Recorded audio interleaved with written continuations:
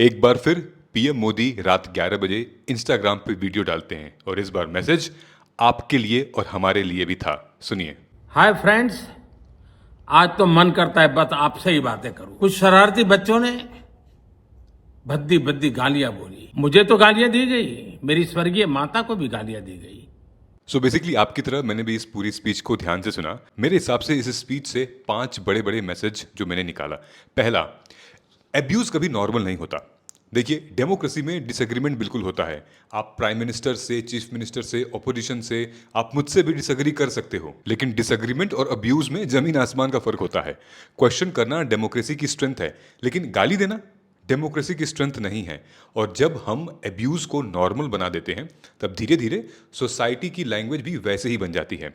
दूसरा message, youth गलती कर सकता है, लेकिन उन्हें सुधारने का एक मौका भी देना चाहिए।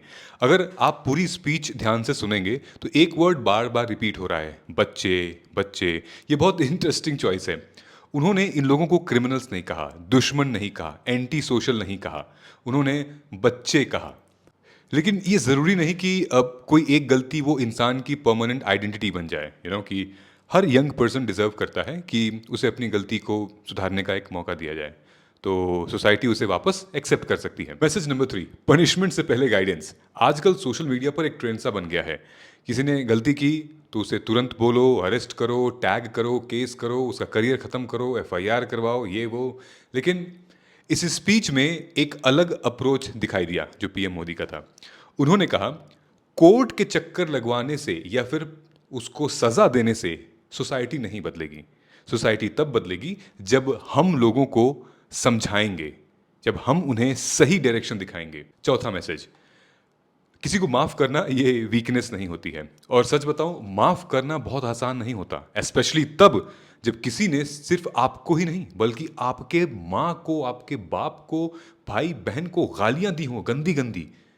और उस सिचुएशन में रिवेंज लेना बहुत आसान होता है, उठा के पटक दो, मार दो। लेकिन कभी कभी पावर होने के बावजूद भी आपको बुद्धि यूज करनी पड़ती है। यही एक लीडरशिप का बहुत बड़ा एग्जाम्पल होता है। और देखिए, पांचवा जो कि मुझे सबसे ज्यादा टच किया, आई डोंट नो आपको कौन सी वाली बात टच की, लेकिन वो दांत और जीभ वाली जो किस्सा बताया ना, वो कभी कभी मतलब बहुत टच किया।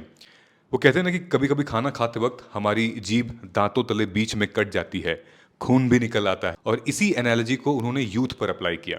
यानी कि बच्चे भी हमारे ही हैं, गलती उनसे हुई है, लेकिन हम उन्हें तोड़ना नहीं, हम उन्हें जोड़ना सिखाएंगे, हम उन्हें जिम्मेदारी लेना सिखाएंगे। तो ये लाइन स्टूडेंट्स के लिए तो थी ही, ये आपके और हमारे लिए थी। आपने क्या सीखा है पीएम मोदी के इस स्पीच से, कमेंट करके बताइएगा।